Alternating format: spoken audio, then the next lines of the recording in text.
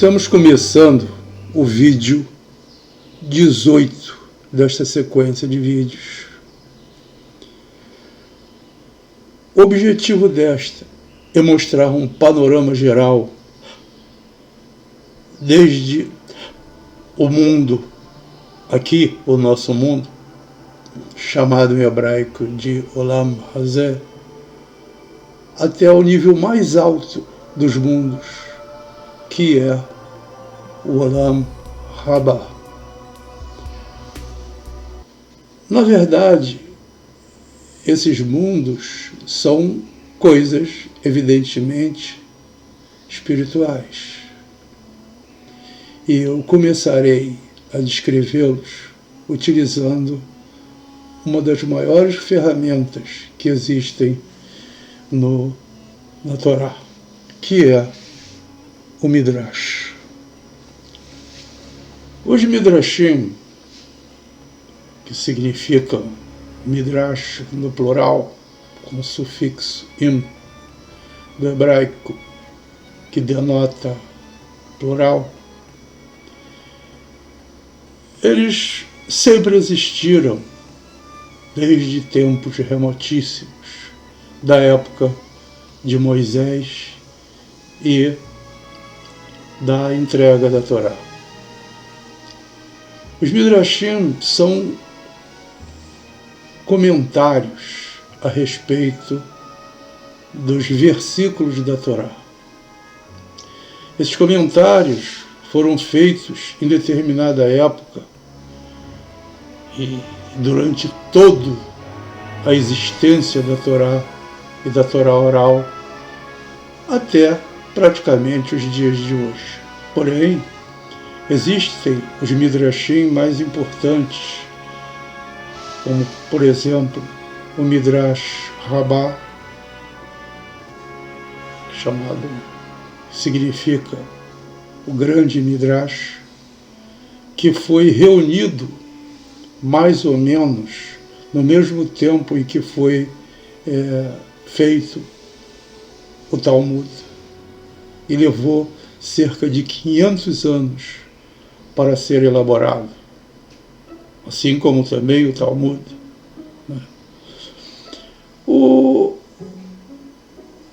Existem vários Midrashim.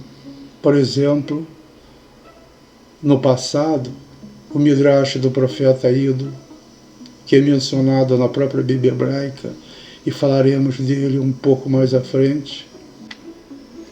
A Mekilta de Rabi Shimon bar Yochai e a Mekilta atribuída a Rabi Ishmael ben Elisha, contemporâneo de Rabi Akiva, século II da Era Comum. Muitos deles contam-nos histórias de certas fases da Bíblia, elucidando certos aspectos desta, como adendo sobre alguns pontos importantes do texto. Na realidade, são discussões haggádicas. Haggadah vem do verbo lehagid, dizer, como já explicado no vídeo anterior. Homiléticas, que tratam de revelações de segredos, aclarações, discussões laterais, complementações de histórias e complementações de metáforas dos textos bíblicos. O Midrash Rabá é dividido nos seguintes livros: Bereshit Rabá, Midrash do livro de Gênesis; Shemot Rabá, Midrash do livro de Êxodo; Vaikra Rabá, Midrash do livro de Levíticos; Bamidbar Rabá, Midrash do livro de Números; Devarim Rabá, Midrash do livro de Deuteronômio; Shir Hashirim Rabá, Midrash do livro de Cântico dos Cânticos; Ruth Rabá, Midrash do livro de Ruth; Esther Rabá, Midrash do livro de Esther; Kohelet Rabá, Midrash do livro de Eclesiastes. Eirá Rabá, Midrash, do livro de Lamentações. Se tem notícia da produção de texto Midrash desde a fase do primeiro templo, onde aparece na Bíblia a menção de Midrash do profeta Ido, o vidente, sobre o livro de Reis, onde está escrito Divrei Hayamim 2, Crônicas 2, 13 e 22. Nas Bíblias derivadas da Septuaginta e Vulgata, o seguinte texto: o restante, abre aspas, o restante dos atos de Abdias, os seus caminhos e as suas palavras estão escritos no comentário do profeta Ido. Agora, o texto em hebraico da Torá, traduzido por nós, abre aspas, e o resto das obras de Abdias e seus caminhos e suas obras estão escritos no Midrash do profeta Ido, fecha aspas. Outro exemplo, Divrei Hayamim 2, Crônicas 2, de 12 a 16. Nas Bíblias derivadas da Septuaginta e Vulgata, o seguinte texto, abre aspas, ora, os atos de Roboão, desde os primeiros até os últimos, porventura não estão escritos nas histórias de Semaias, o profeta, e de Ido, o vidente.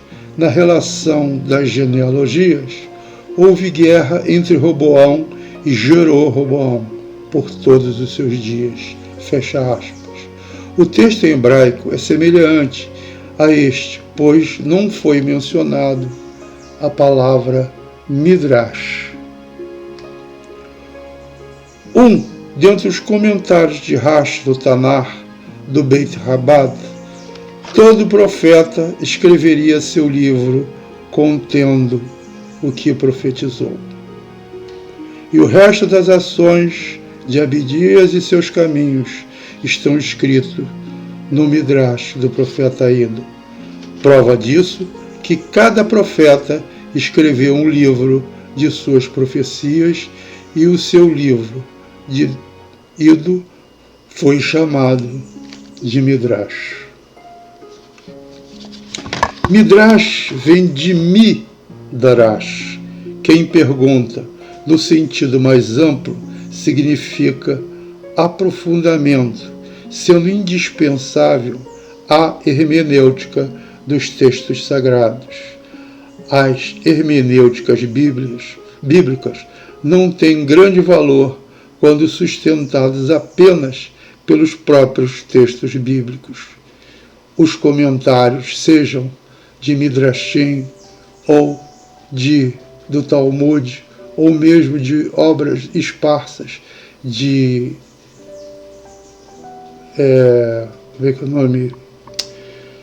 profetas, ou mesmo de sábios antigos, é indispensável para a interpretação dos textos sagrados.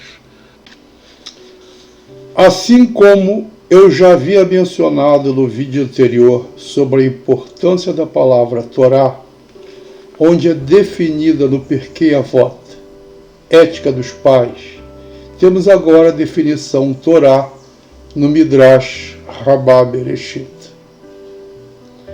Esta definição é feita no primeiro capítulo sobre o livro de Gênesis, onde este define como a palavra usada como eu no livro de Mishlei como sendo a Torá. O resto da definição fica ao cargo do próprio livro de Mishlei, Provérbios. O texto do Midrash define a palavra Amon, mencionada no texto em hebraico, em suas diversas dimensões. Veja que ele começa a falar eu, no versículo 30, onde ele diz: eu era uma criança ao lado dele. Vamos ver isso no texto. Tirado do próprio texto do Midrash Rabbah, o grande Midrash Bereshit, Gênesis 1:1. O grande rabino, abre aspas, o grande rabino Roshaya abriu com o verso Mislei 8:30. Eu, a Torá, era um Amon para ele, e eu era um brinquedo para ele todos os dias. Amon significa pedagogo, ou seja, babá. Amon significa coberto. Amon significa escondido. E há quem diga que Amon significa grande. Amon significa babá, como em Bamidbar 11:12. E como uma babá, homem, carrega a criança de peito. Amon significa coberto, como em Eirá 4:5. Aquele que foram cobertos, Emunim, em escarlate, abraçaram montes de lixo. Amon significa escondido, como em Esther 2:7. Ele escondeu homem Hadassah. Amon significa grande, como em Naum 3:8. Você é melhor do que no Amon, que mora nos rios, que o Targum traduz como você é melhor do que Alexandria, a grande Amon, que mora entre os rios. O Targum é uma obra, quer dizer, a Torá, traduzida para o aramaico, mas com adição de diversos comentários. É um livro muito importante também na hermenêutica da Bíblia hebraica. Alternativamente, Amon significa artesão, esse ponto é importante. A Torá está dizendo: eu era a ferramenta do artesão de Hashem. A maneira do mundo, um rei de carne e osso que constrói um castelo não o faz a partir de seu próprio conhecimento, mas sim do conhecimento de um arquiteto. E o arquiteto não constrói a partir de seu próprio conhecimento, mas sim de pergaminhos e livros para saber fazer quartos e portais. Assim também Hashem olhou para a Torá e criou o mundo. Ou seja, Deus anteriormente, em tempos remotíssimos, fez a Torá, ou seja, as leis fundamentais do universo, e seguiu-as estritamente na construção do universo. Essa sequência é muito importante porque demonstra que antes de fazer qualquer coisa, precisamos estabelecer exatamente as regras fundamentais da existência daquela coisa. Da mesma forma, a Torá diz: através dos reis, Hashem criou os céus e a terra. Entre aspas, Hashem olhou para a Torá e criou o mundo, significando que o mundo foi criado perfeitamente de acordo com as leis criadas por ele. Isso é um lembrete. Veja que em Mislei, Provérbios 8:23, o 8:30, mencionado no Midrash 1:1, está logo à frente. Livro de Mislei, Provérbios, de 8:23 a 8:36. São lindas essa passagem. Abre aspas. Desde o passado distante fui entronizado, desde o princípio daqueles que precederam a terra. Veja que a criação da Torá é anterior a qualquer coisa. 24. Fui criado quando ainda não havia abismos, quando não havia fontes repletas de água.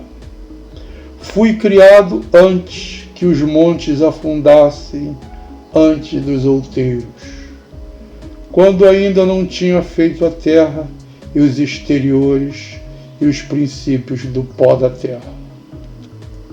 Quando estabeleceu os céus, lá estava eu, quando traçou um círculo sobre a face do abismo. Quando firmou céus acima, quando fortaleceu as fontes do abismo. Quando deu ao mar o seu limite, e as águas não transgredirão o seu mandamento, quando estabeleceu os fundamentos da terra.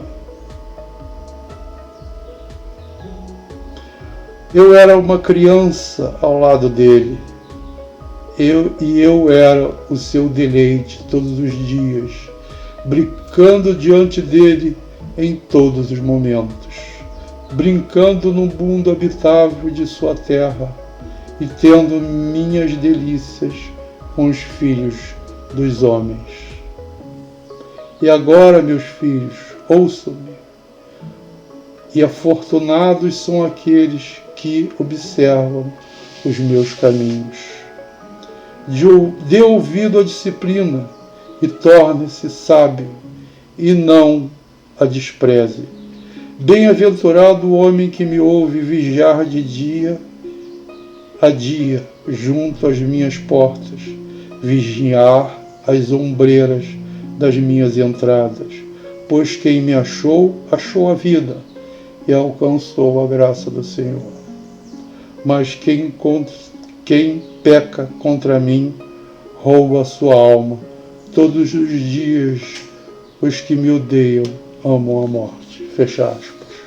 Com isso, concluímos que a Torá, as leis universais, foi a obra mais remota de Hashem.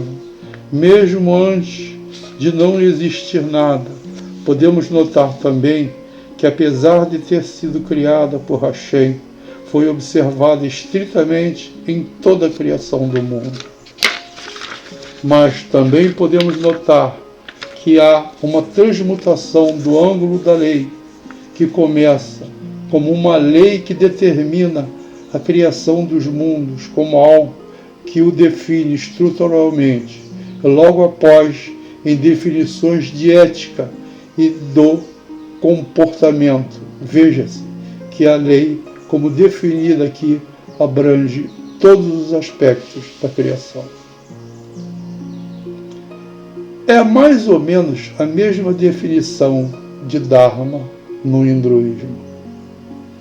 Vemos hoje em dia que os astrônomos e astrofísicos, observando o espaço, mesmo o espaço profundo, e há muitos bilhões de anos-luz da Terra, veem que as leis físicas acontecem de maneira uniforme.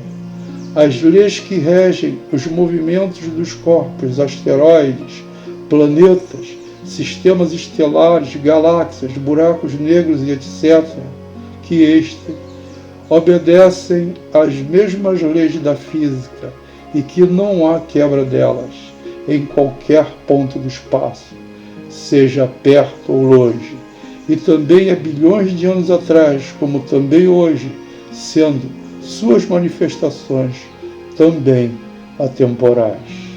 As leis físicas são imutáveis, tanto no espaço quanto no tempo, pois Hashem assim o determinou.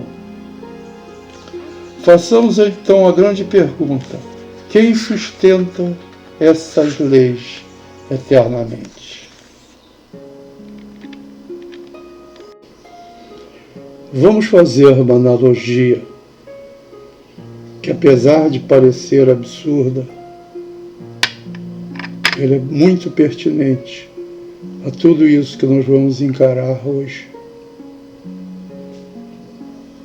Vamos começar primeiro com a definição que começamos a vídeos anteriores, na definição de Deus como sendo uma singularidade, o número um, né? E também o Deus único. Vemos que do na matemática saem todas as outras coisas: subtração, soma, divisão e multiplicação, máximo divisor comum, mínimo divisor comum, máximo múltiplo comum, mínimo múltiplo comum, as funções transcendentais, seno, cosseno, tangente, toda a trigonometria, o cálculo vetorial, as matrizes e todas as outras coisas relativas a ela, como também os próprios tensores, todo o cálculo tensorial, partindo do cálculo inicialmente como derivada, diferencial, integral, e todos os outros cálculos envolvendo a matemática, assim como o cálculo vetorial e outros. Também os divergentes, convergentes também, o rotacional, o laplaciano, e todas essas coisas são derivadas de um. E o chegamos à conclusão que é perfeito em tudo. Através das matrizes podem ser emulados os neurônios. Com uma matriz só, pode ser um perceptron. E vários perceptrons formam redes neurais e podem formar mesmo raciocínios e neurônios, como nas nossas mentes. Nossas mentes, basicamente, são redes de matrizes matemáticas que têm também a capacidade de aprender. E isso é tudo derivado do Então, quando pensamos na expansão do desde essa simplicidade ou singularidade até a complexidade da diversidade universal, estamos falando exatamente da mesma coisa. É espantoso que seja assim, mas é. E as leis universais, ela não quebra em nenhum instante as regras anteriores, ou seja, se é estabelecida, assim como na matemática, uma simples subtração ou soma, todas as outras coisas estão definidas, todas as outras leis estão definidas, mesmo as leis de comportamento também estão definidas. Deus é perfeito. Vamos começar a tratar de um dos significados da primeira frase bíblica.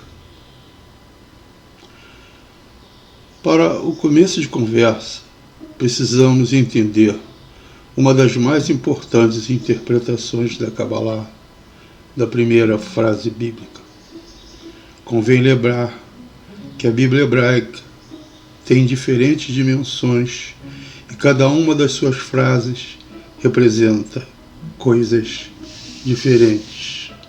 Na realidade, a Torá é multidimensional.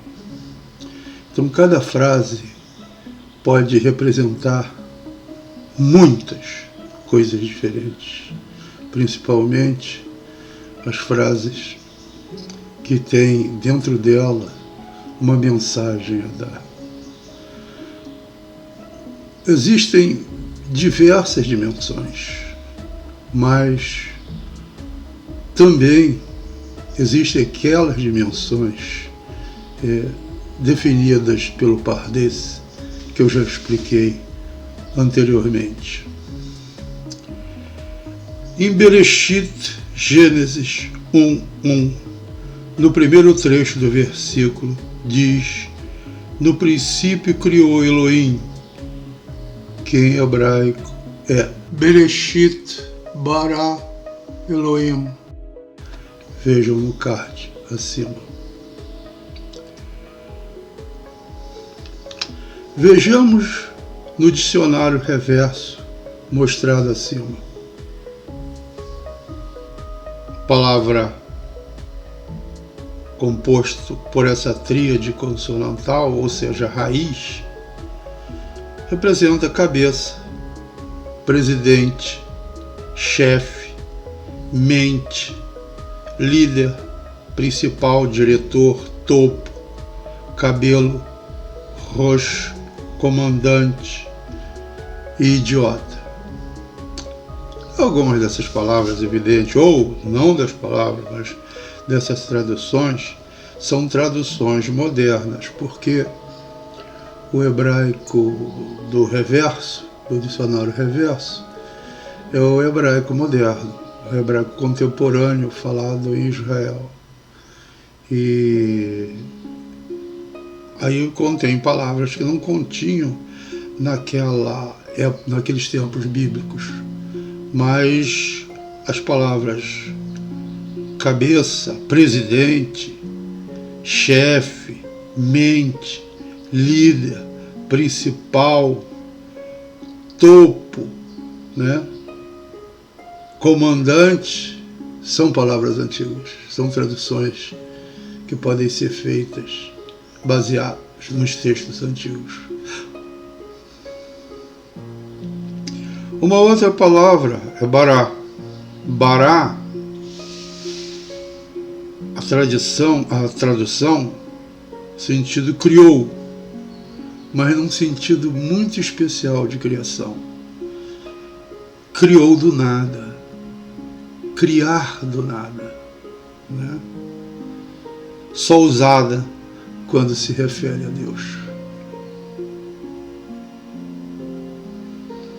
A palavra Elohim já vimos no Tur Or Hachaim, que se refere a Deus como mestre de todos os poderes. Isso acaba representando na mente criou Elohim, significando que a criação foi retirada do nada dentro da mente de Deus, como uma cadeia de criações mentais, virtuais, sendo que, na verdade, este virtualismo para nós, criaturas, é a realidade, pois esta virtualidade é na realidade para nós real. Mas resta uma pergunta: por que o nome de Hashem é sempre no singular e Elohim é sempre plural? Por que Elohim criou tudo? Simplesmente porque pode, num determinado momento, se confundir Elohim com Hashem em um único caso, onde os dois são a mesma coisa. Mas, a partir daí, os outros Elohim são, na realidade, criaturas. Elohim também pode significar Malar, anjo, que são construtores ou copartícipes na construção de todo o universo. Vejam que, no caso especial, da criação do homem. É falado na Torá: façamos o homem a nossa imagem e semelhança. Veja-se que usou-se a palavra façamos, significando que várias entidades formaram o homem. Isso significa que vários Elohim fizeram o homem, significando também que, como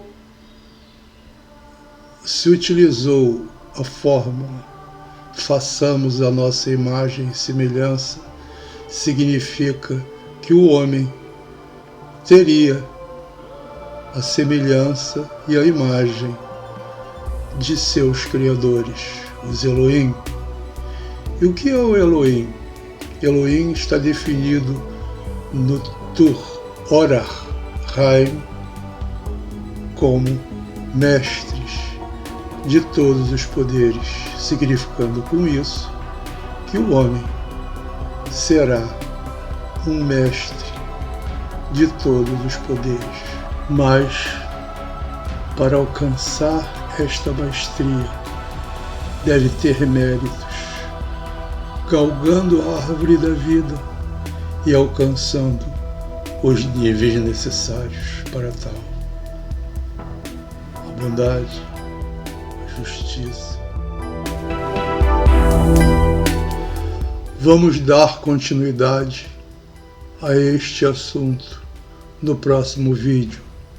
Se gostou, por gentileza, deixe o seu like e inscreva-se no canal e possibilite outros a receberem este mesmo vídeo. Obrigado por assistir. Shavua Tov. Boa semana. Que a paz de Hashem esteja com todos.